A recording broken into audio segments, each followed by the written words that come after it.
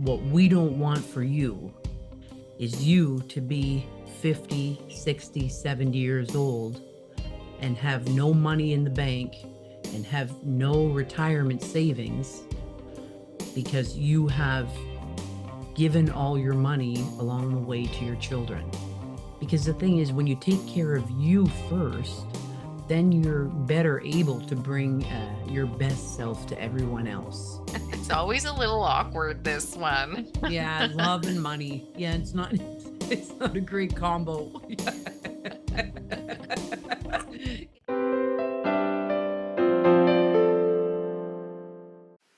Divorce can be emotionally and financially overwhelming. That's why I'm teaming up with Sunny Wishart, president and founder of A La Carte Financial and a certified financial planner. We will show you how to understand all things money without feeling ashamed, overwhelmed, embarrassed. You will learn more, ask questions. No question is a dumb question. Welcome to Money with Sunny. Let's get into it. Good morning, Sunny. Good morning, Wendy. Well, welcome to Money with Sunny. My name's Wendy Rovers, founder of The Creative Divorce. And this is Sunny Wishart. She is an advice-only financial planner at A La Carte Financial. And today we're going to talk to you about the dangers of helping your kids out too much and putting yourself in financial detriment. And this is most common with moms. And it's most, Sunny and I were just having a conversation prior to recording here. And moms, whether it be the heartstrings or easily manipulated, or the love, or the being naive, or just being easily pushed over. I don't know what it is exactly, but moms have a hard time saying no to their kids. When their kids want something, most of the time, a mom's going to make it happen. And I mean, it just seems to be the way that it is. But what we don't want for you is you to be 50, 60, 70 years old and have no money in the bank and have no retirement savings because you have given all your money along the way to your children. So you need to plan for this. You need to plan for how much money per year or per month or per week are you going to give away? And then how much are you going to save? And you need to create a plan. And then you can talk to your kids about it too. You can let them know and teach them to create a plan as well. So Sunny, you see this in your work. Maybe you can share with everyone a story of a woman that you just met. But what are your thoughts? I see this all the time, and it's in particular divorced women creeping up to retirement. They've got the adult kids at home, and they can't afford the home. Mm. It's not working, but the home to them is, I don't know. It's just, I have to have it. I Mm-hmm. have to have a home for my kids, and I feel like it's that mom guilt, right? Where we get that guilt, where we need that comfort and safe space, despite the kids being well in their 20s. So why do we feel this way, and why are we doing this? Because these retirement plans, I have to get super creative trying to just figure out how they're going to keep a roof over their head, and it's not pretty. It's working into your 70s. It's Mm-hmm. hoping you can work into your 70s because our health isn't always on our side. You've gone and or you've helped them out in their 20s at home, and you've paid for everything, and then they got to help you out when you're in your 80s because you've lost everything and Mm-hmm. you have nowhere to go. So you've now become a burden to them later on because when they were earlier, you thought you were helping Mm-hmm. and not necessarily. So just kind of, why do we feel this way? And some of the reasons I see is a lot of moms say, well, housing is so expensive these days. So I want them to live at home so that they can save massive amounts of money to buy a house. And then what's really happening is, when I dive into their money, they're paying their car insurance, the kids' car insurance, the kids' car payments, the kids' cell phone bill, which is always the best of the best, and internet and all the subscriptions. And every time they buy something on Apple, it flows through their credit card. And so it's not just them in the home and free rent. It's you're paying for absolutely everything. So this kid is paying for their entertainment and some takeout. That's it. Mhm. And they're not a kid. These people are functioning adults and should be treated that way too, because you're doing them no favors. Because on the flip side of the coin, I have worked with these adult kids. The moms have me work with them, and it's a real big experience for them to properly learn about money because they're 24 years old, never had to bother, and they have no savings. They have none because they didn't have to bother, and in the conversation didn't happen. So I like to start with a common statistic. The Each kid costs you on average $300,000 before they're 17 years old. So that's before university costs. That's what each kid costs. So couple kids, three kids, there's $1 million gone before they're 17. Then you fund their school and then you go on into adult years. So think of that total cost. Mhm. Yeah, I like to look at that stuff. And sometimes, you have them at home. It's guilt over providing a stable house, a stable home.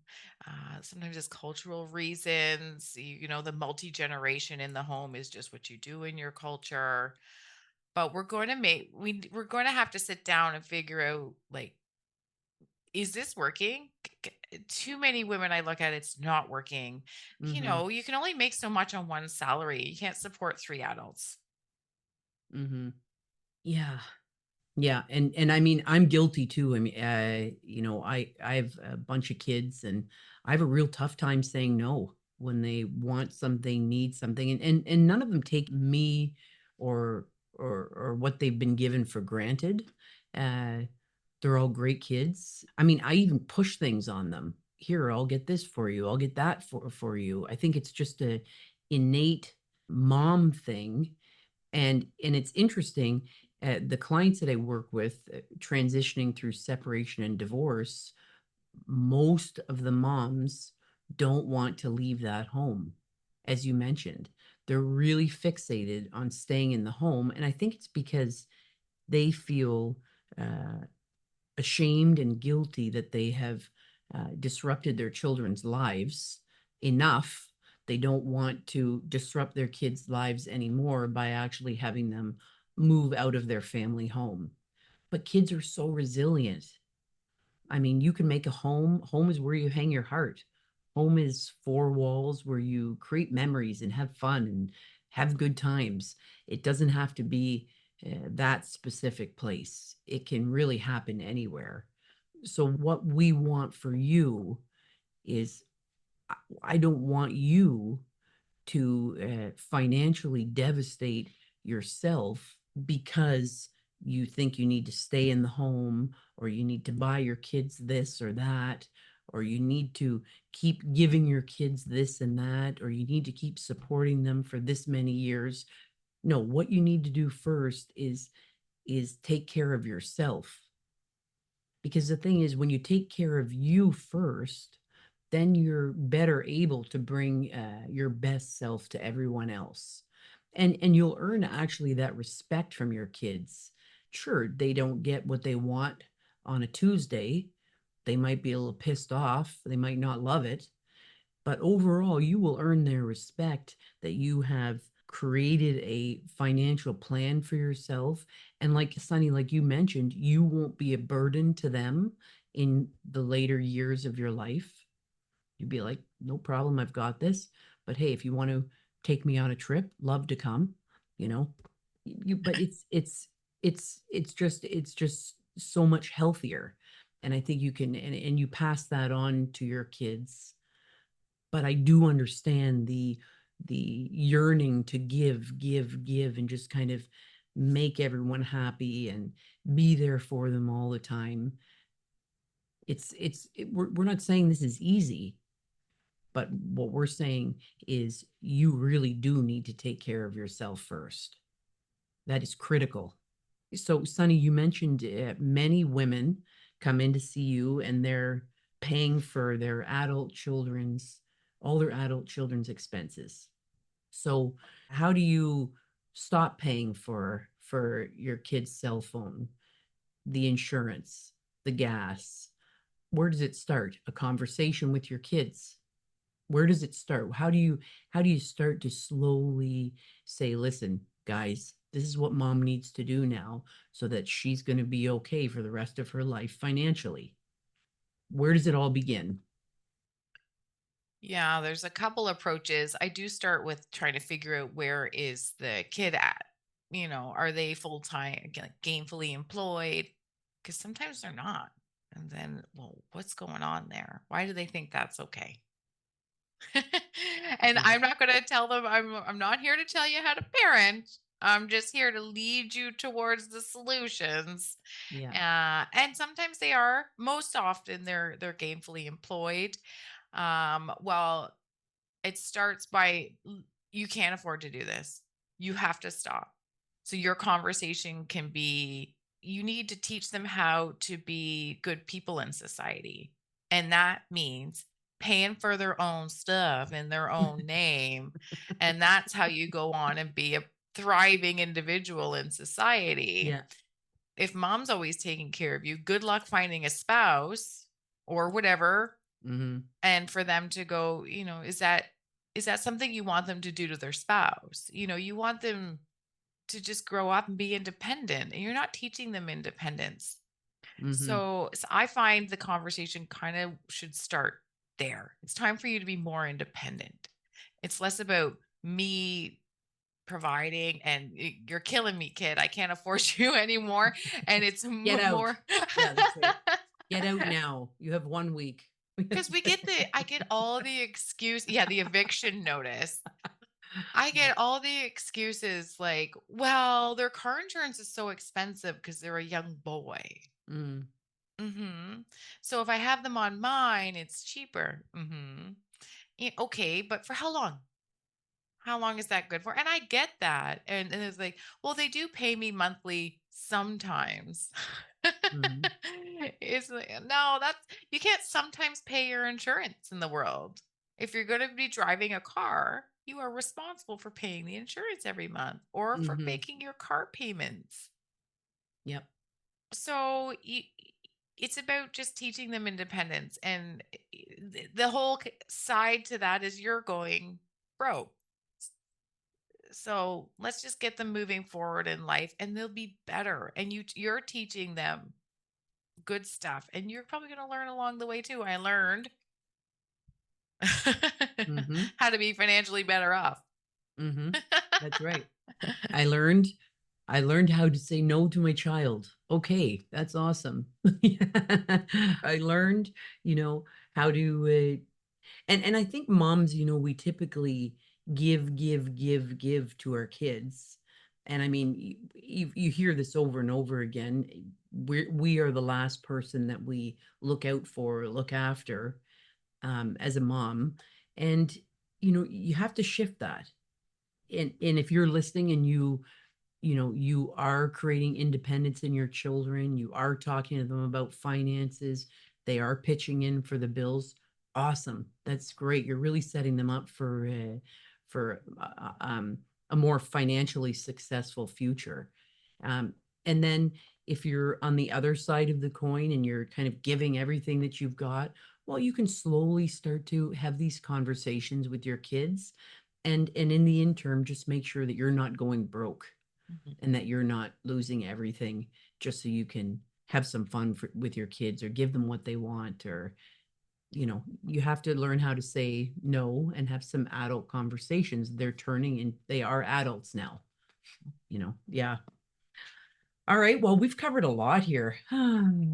This is not an easy one. It's always a little awkward, this one. Yeah, love and money. Yeah, it's not a great combo. Yeah, that's right. I just take it all. You can have it. It's all yours. That's Sorry, how. kids. Free ride's over. Yeah, that's right. Yeah, exactly. Well, and if you're struggling with this, you reach out to Sunny. She's talked to many people just like you. This is not again, it's normal. You're not a weirdo. You're not abnormal. You're just an awesome, loving, kind mom. And now it's time to just shift things a little bit to make sure that you're okay financially, and you might have to have a couple difficult conversations with the kids, but they'll get over it. They'll get used to it. You know. Sunny, thanks for the chat today. This is a good one. Thanks, Wendy. It's a good one. Okay, have a good rest of your week, everyone, and we will see you again soon. Bye.